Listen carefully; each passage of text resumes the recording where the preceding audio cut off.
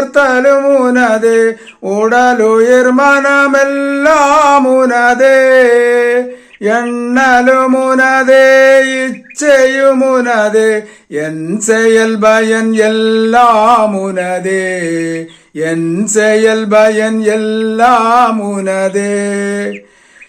ஈஸ்வரக சர்வபூதானாம் ஹிருதேஷே திஷ்டதி அர்ஜுனா, பிராமயன் சர்வபூதானாம் யந்திராரூடானி மாயையா.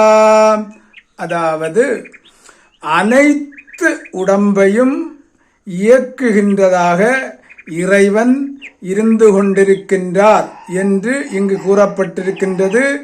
இறைவன் என்பது ஆத்மாவு. இந்த ஆத்மாவை அறிகின்ற வரையிலும் இந்த மனிதர்களுக்கு வாழ்க்கையில் பிரச்சனை இருந்து கொண்டுதான் இருக்கும். எந்த மதத்தை சார்ந்தவர்களாக இருந்தாலும் இந்த பிரச்சனையானது முடிவுக்கு வராது.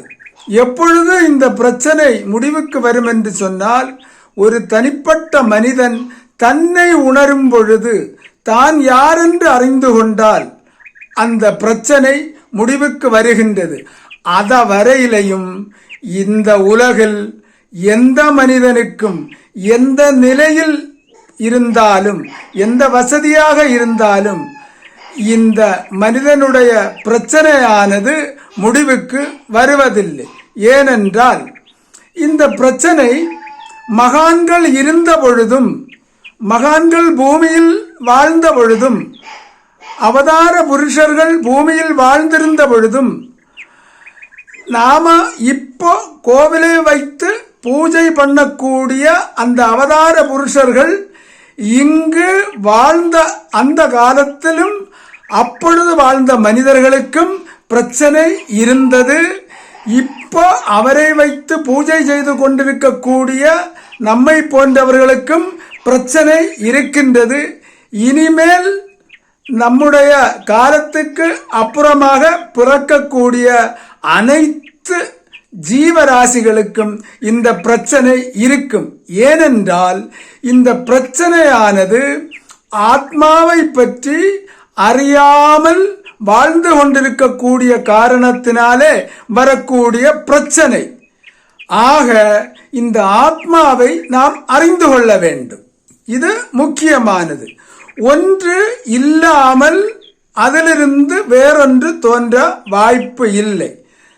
நமக்கு தெரியும், ஆழ்ந்த தூக்கத்தில் நாம் இருக்கின்றோம்.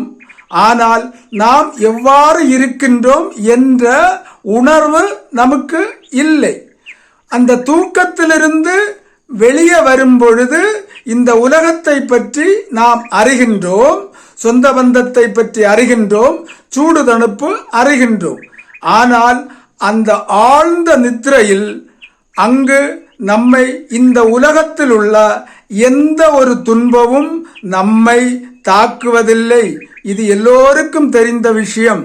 இந்த உடம்பு இருக்கின்றது, இந்த கண், கால், மூக்கு, அனைத்து இந்திரியங்களும் உள்ளது, இந்த சொந்த பந்தங்கள் எல்லாமே உள்ளது, இந்த உடம்பும் உள்ளது.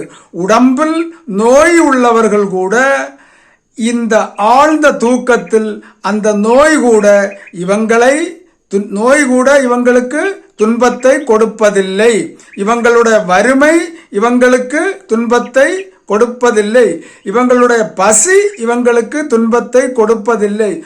ஆக இந்த உடம்பு வேறு, அந்த நான் வேறு என்று இதைவிட தெளிவாக தெரிந்து கொள்வதற்கு வேற எந்த கருத்தும் இங்கு இல்லை. இதை வைத்தாவது நாம் அறிந்து கொள்ள வேண்டும், உடம்பு வேறு, ஆத்மாவாகிய நான் வேறு என்று. ஆக இதையெல்லாம் அறிந்து கொள்வதற்காக தினமும் நாம் முயற்சி எடுக்க வேண்டும்.